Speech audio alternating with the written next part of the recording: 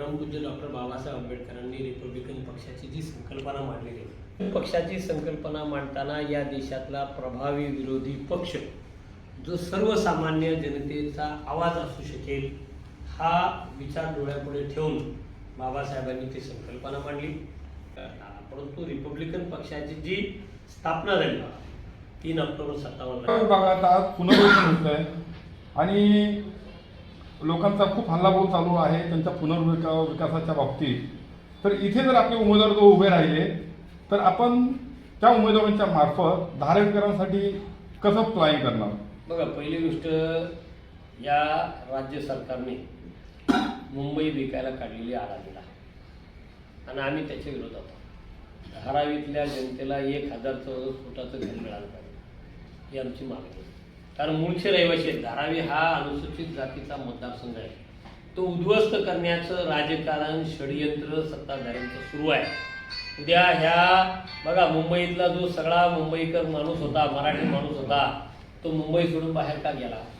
याला कारण इथल्या प्रस्थापित पक्षांची जी धोरणं आहेत ती धोरणं त्याला जबाबदारी। मुंबईत आज घर घ्यायचं असेल तर मुंबईकर माणसाला साधं 1 BHKचं जर घर घ्यायचं असेल तर 1 करोडच्या खाली त्याची किंमत नाही। म्हणजे मुंबईला एवढं माफ करून टाकलं की सर्वसामान्य मुंबईकर मुंबई सोडून कसा जाईल ही धोरणं इथल्या सत्ताधारी पक्षांनी राबवलेली आहेत। त्याचे दुष्परिणाम आपण भोगतो आहोत। धारावीतल्या लोकांना सुद्धा मुंबईच्या पासून बाहेर हद्दपार करण्याचं षडयंत्र आणि त्या माध्यमातून तो अनुसूचित जातीचा मतदारसंघ कसा नष्ट करता येईल हा इथल्या सत्ताधाऱ्यांचा आडाणीला पुढे करून तो आहे, डाव आहे। आणि त्या विरोधात आम्ही रिपब्लिकन पक्ष करीत त्या मतदारसंघामध्ये जास्तीत जास्त उमेदवार आम्ही देणार आहोत। आणि आमचा मुद्दा हाच आहे की आम्हाला हक्काचं घर मुंबईतच मिळालं पाहिजे आणि ते जो कोणी असेल त्याला ते द्यावं लागेल, त्याच्यात आम्ही कुठलीही तडजोड करणार नाही। काय त्याच्यानंतर पुणे आहे, पिंपरी चिंचवड आहे, मुंबई रिजनमधल्या ज्या सगळ्या 7-8-10 महानगरपालिका आहेत, या सगळ्या महानगरपालिकांमध्ये रिपब्लिकन पक्ष परिषदेचे उमेदवार उभे करणार आहोत।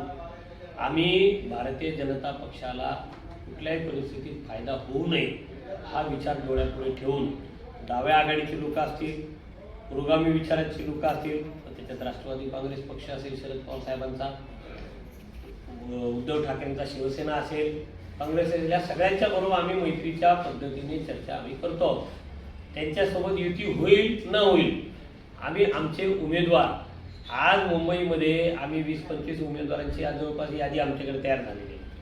अजून येत्या 2-3 दिवसामध्ये अजून 25-30 उमेदवारांची यादी म्हणजे 50 उमेदवार आम्ही मुंबईमध्ये करण्याच्या तयारीत आहोत। सगळीकडे हीच परिस्थिती, चंद्रपूरमध्ये सुद्धा आमची परिस्थिती चांगली आहे, नागपूरमध्ये सुद्धा 20-25 उमेदवार आम्ही सगळ्या महानगरपालिका महाराष्ट्रातल्या जे 29 महानगरपालिका आहेत, ह्या सर्व 29 महानगरपालिकांच्या मध्ये